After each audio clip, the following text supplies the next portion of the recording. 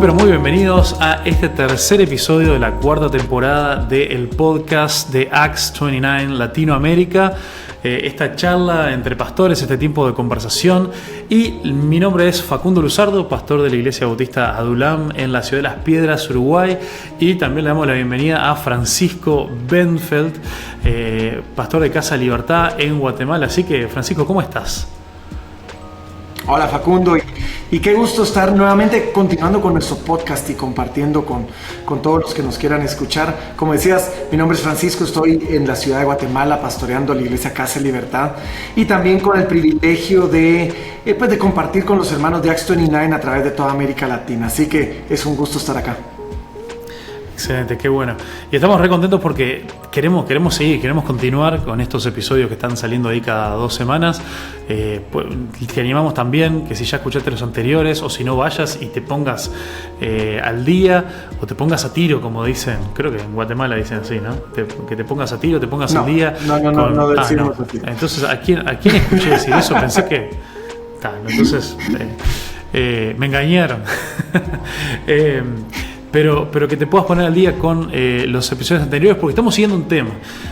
Como comenzamos en el primer episodio, dijimos que estamos siguiendo algunos conceptos muy importantes para pastores, para plantadores, de un artículo que escribió Timothy Keller hace algunos años atrás, que se llama Dinámicas de liderazgo y el tamaño de iglesias. Es un artículo muy interesante que está gratuito en internet, ahí lo puedes encontrar, lo puedes descargar, está en español, para que lo puedas ver en detalle, pero nosotros queremos ir tomando algunas de estas cosas e ir conversando algunos de los detalles, algunas de esas frases que él va dejando ahí, algunos de los conceptos que nos deja para pensar, y ya veníamos analizando varias de esas cosas que tienen que ver con qué pasa o qué cosas empiezan a cambiar a medida una iglesia va creciendo, a medida una iglesia se va desarrollando, más personas se van integrando.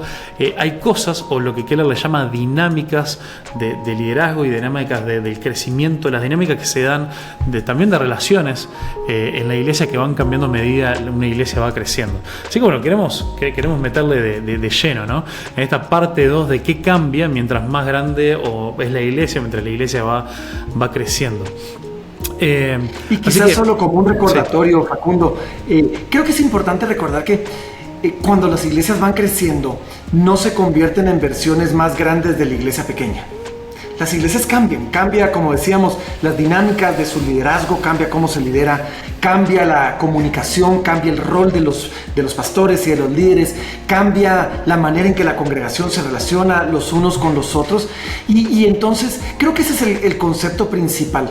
No estamos hablando de una versión más grande de la iglesia pequeña, estamos hablando prácticamente de una nueva iglesia, y si no tomamos el tiempo para entender o anticiparnos a algunos de estos cambios, quizás o nos pueden tomar por sorpresa y no prepararnos o quizás los vamos a resistir y vamos a impedir el mismo crecimiento de la iglesia.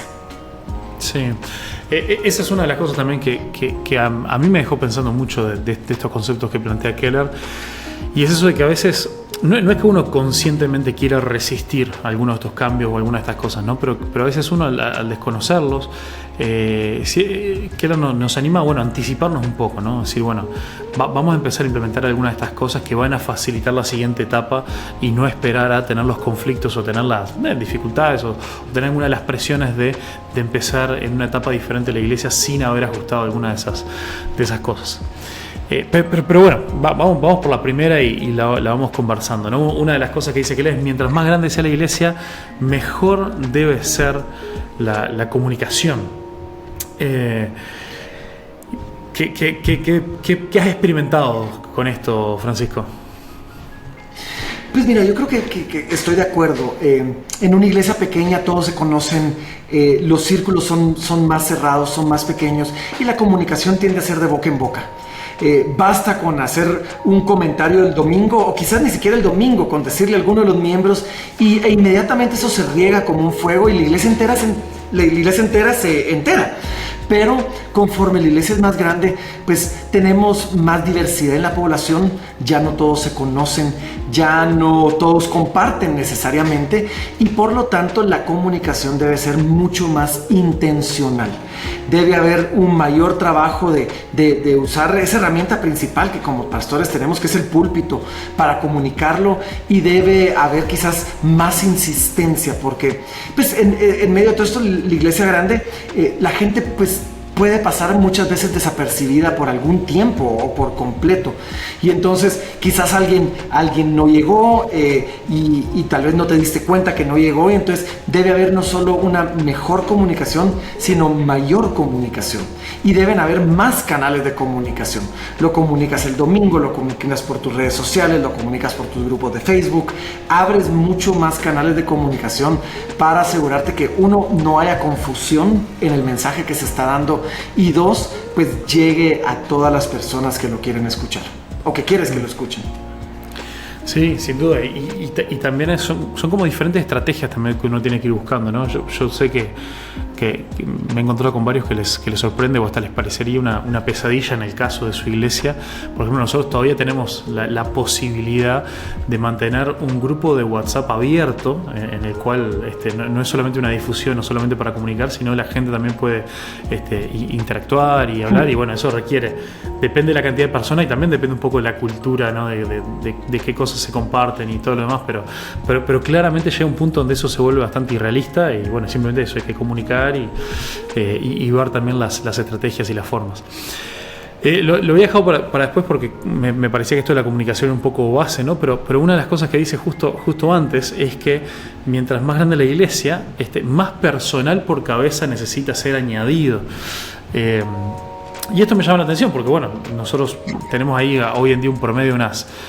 acá sí no tengo mucho para opinar, tengo mucho para preguntar, porque nosotros estamos ahí en un promedio de unas 40, 45, quizás un máximo de unas 50 personas, y bueno, y todavía no tenemos staff en ese sentido, ¿no? Es más, yo soy de medio tiempo, y bueno, eso me interesa. Uno pensaría que sería algo proporcional, ¿no? Si uno tendría un staff, no sé, eso, cada 50 personas, uno diría, bueno, ¿cómo han experimentado ustedes? ¿Por qué?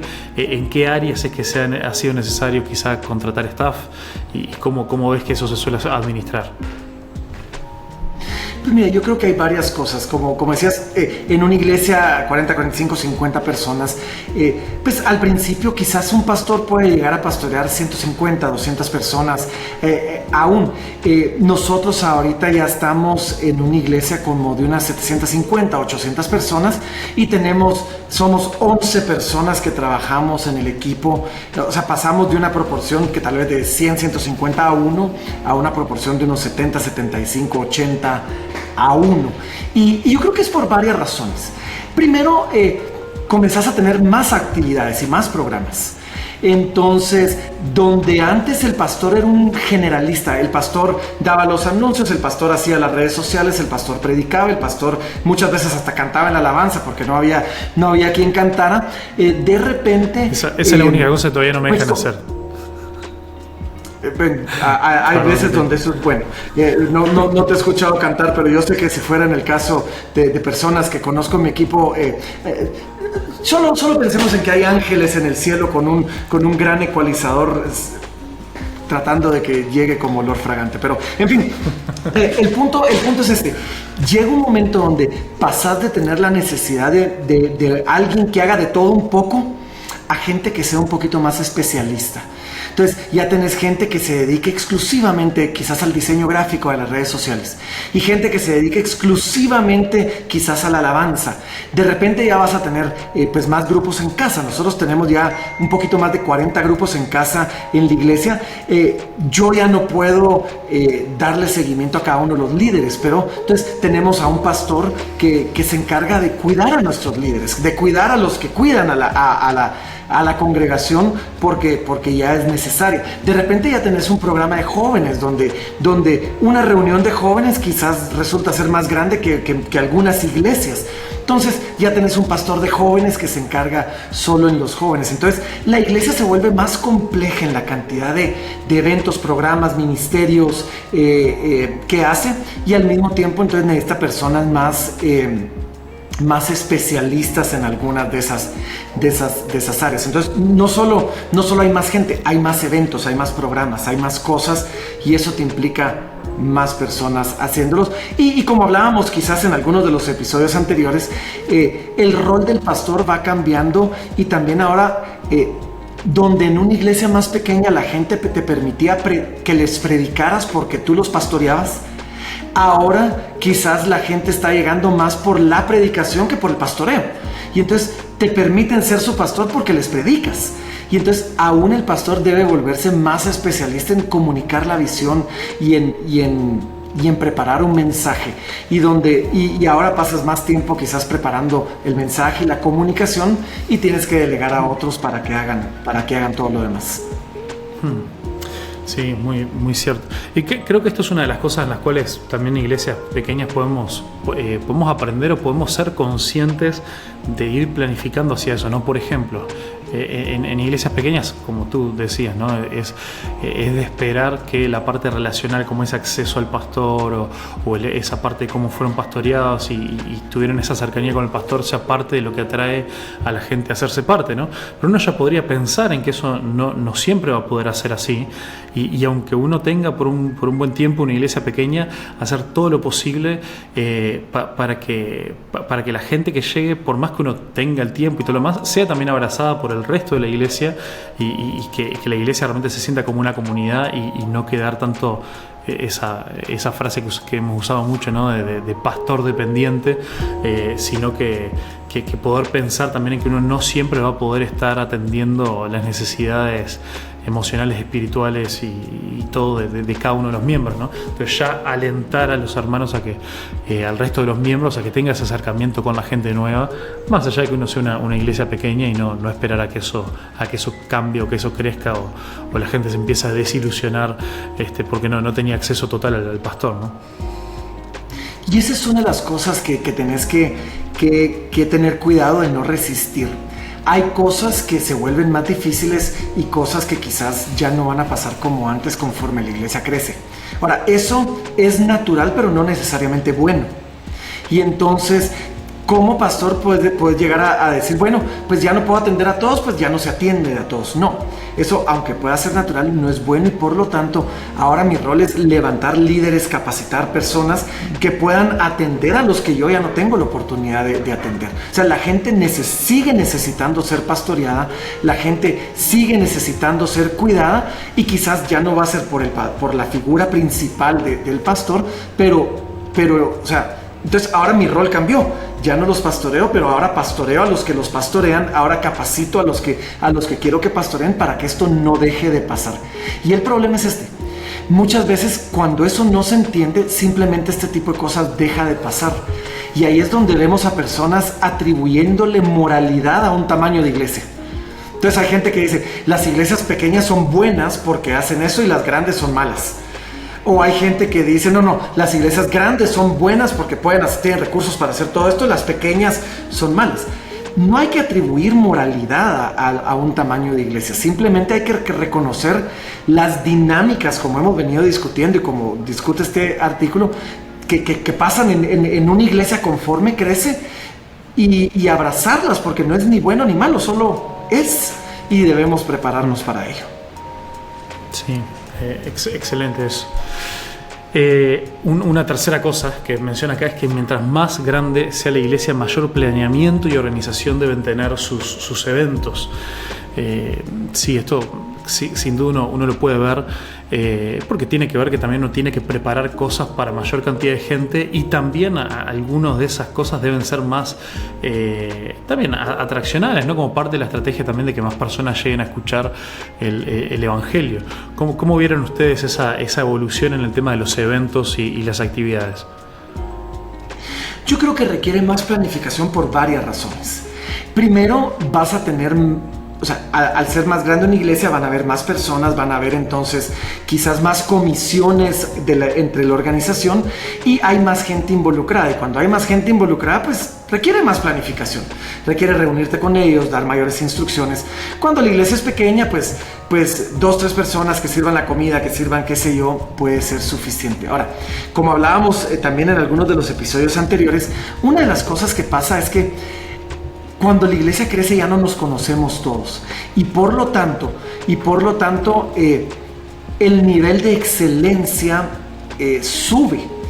¿Por qué? Porque donde antes yo toleraba que el de la alabanza pues pegara de gritos y cantara desafinado porque yo lo conozco desde que somos pequeños y porque sí, pues no canta bien, pero es Juanito, es Josecito, es Pablito, y entonces eso se vale. Ya ahora en una iglesia más grande ya no conozco a Pablito, ya no conozco a Juanito, solo sé que hay alguien que pega alaridos y que no afina.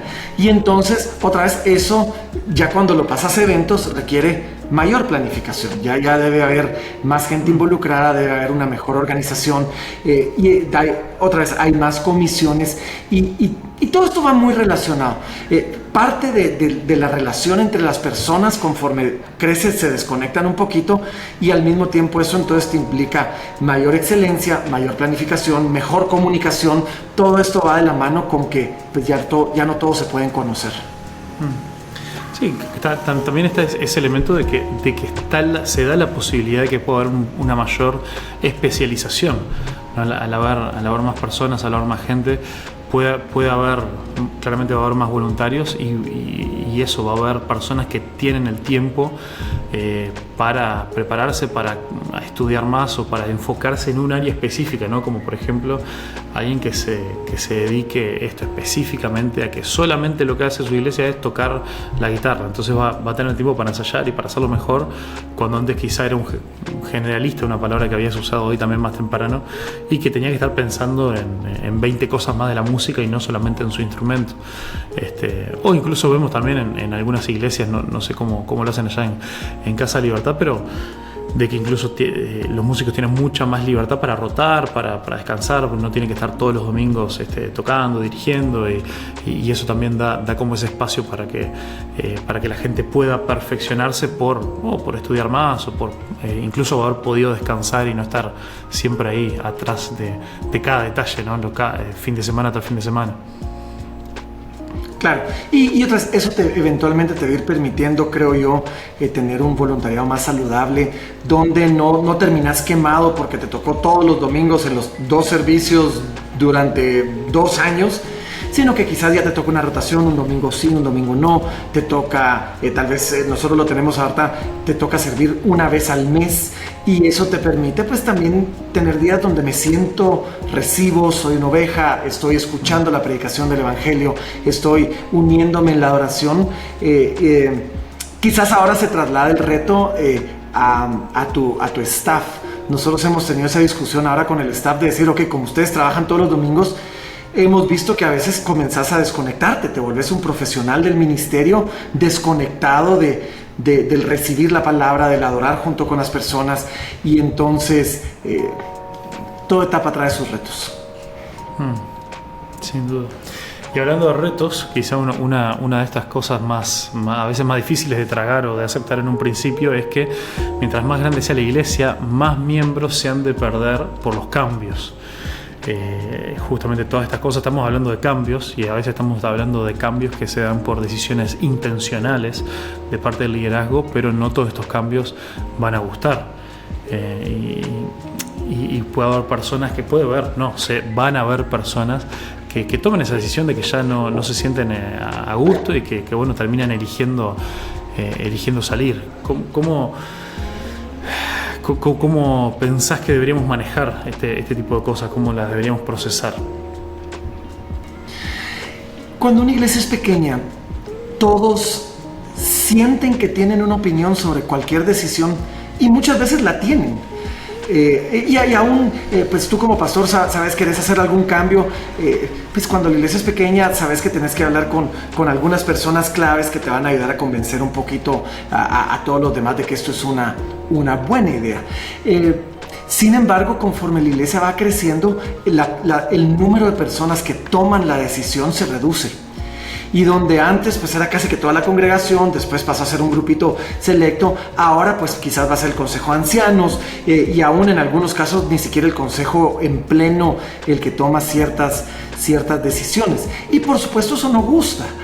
Donde yo antes sentía que cada opinión que yo tenía me la escuchaban, y ahora ni me preguntan si estoy de acuerdo y solo me comunican que ya se tomó una decisión. Por supuesto que eso no me cae bien, y por supuesto que yo quisiera pues que mi voz quisiera seguir, quisiera ser escuchada todavía. Y entonces comencé a oír frases como estas: es que ya no es la misma iglesia, es que la iglesia cambió, es que... y muchas veces hay personas que eso los va a llevar a tomar la decisión quizás a decir: voy a buscar una iglesia más pequeña, donde mi voz sea más escuchada, donde pueda yo dar más opinión. Entonces esto va de la mano. Pues creo que tenés que ir cultivando una confianza en el liderazgo. Pues creo que el liderazgo sin duda debe llenar los requisitos bíblicos, modelar la piedad, modelar una relación con el Señor, y al modelar eso, pues que la gente pueda ir confiando más en decir: ok, sé que es un grupo que oró, que tomó en consideración al Señor antes de tomar esta decisión. Entonces quizás la forma de contrarrestar este malestar es exponiendo más a los líderes que están tomando esas decisiones, para que la gente pueda pues conocerlos más y confiar en ellos, y decir: aunque ya no me piden la opinión, confío en Facundo, confío en Francisco, confío en nuestro caso en Rogelio, en Alex, y bueno, pues sé que ellos hicieron lo que tenían que hacer antes de tomar la decisión. Déjame escarbar un poquito más en la parte emocional de este punto, ¿no? ¿Cómo cuando eso, imagino que indudablemente empezó a pasar, o hubo etapas, momentos o decisiones claves que hicieron que esto pasara, ¿cómo lo procesaste a nivel también emocional, ¿no? Porque claramente el hecho de que uno está queriendo generar cambios para el bien, para que más gente conozca a Cristo, para que la iglesia crezca, se establezca, todo, y bueno, que la gente despectivamente, ¿no?, empezar a escuchar esos comentarios de: bueno, ya no es la misma iglesia de antes, o enterarte que alguien se fue por ese tipo de cosas. ¿Cómo fue que empezaste a procesar esas cosas, y qué recomendarías también a pastores que puedan hacer proactivamente para prepararse emocionalmente para eso? Ok, yo creo que una de las primeras cosas es que tenés que tratar con ídolos, tanto en la congregación como en ti mismo. Por un lado, pues esto viene de un ídolo de control. Yo quiero mi opinión, yo quiero que se haga lo que yo digo. Y entonces quizás es un proceso de discipulado con las personas, haciendo ver quizás una idolatría que hay detrás de yo quiero que se haga lo que yo digo, yo quiero siempre tener una opinión, y ver cómo hay una idolatría al control ahí. Por el otro lado, hay ídolos también en el líder. Muchos líderes no logran dar este paso porque pues parte de su idolatría es el que dirán, es el temor del hombre, y es entonces: quiero caerle bien a todos, y nunca te atreves a comenzar verdaderamente a liderar, ¿verdad? ¿Por qué? Porque me da miedo que va a pensar fulanito o sutanito de que yo tome una decisión sin considerarlos. Y entonces muchas veces hay una idolatría en tu propio corazón como líder, que es la idolatría del que dirán, ¿verdad? Ahora, claro, por supuesto, esto nos puede llevar al otro lado, y entonces tener un liderazgo impositivo que nunca escucha y que nunca considera. Entonces yo creo que aun cuando ya no se le pide la opinión a todos, te tenés que rodear de personas que te aman lo suficiente como para reprenderte, que te aman lo suficiente como para decirte hey, necesitamos que tomes la decisión porque vos sos el líder, o ustedes son los líderes, o que te digan: hey, siento que estás imponiendo demasiado, y entonces te estás volviendo autoritario, porque podemos tener la tentación de hacer cualquiera de las dos. Y eventualmente, no sé si esto es muy piadoso lo que voy a decir, pero es cierto, y es que el primero que se va, te duele el corazón, se te rompe el corazón como pastor, estás perdiendo una oveja. El segundo que se va, te duele el corazón, se te rompe el corazón. El tercero te duele un poquito menos, el cuarto te duele un poquito menos, y el sexto solo decís uno más. Y de alguna manera, pues, en Guatemala decimos sacas callo un poquito. quizás el concepto bíblico, y por eso digo, no sé si es muy piadoso, es se te endureció el corazón un poco, quizás, y otras, no sé si eso es bueno o malo, pero es cierto. Sí. Y tal vez te afecta menos. Sí, creo que depende de la motivación, ¿no? Hay una forma en la que puede no ser muy piadoso y otra forma en la que puede ser muy piadoso.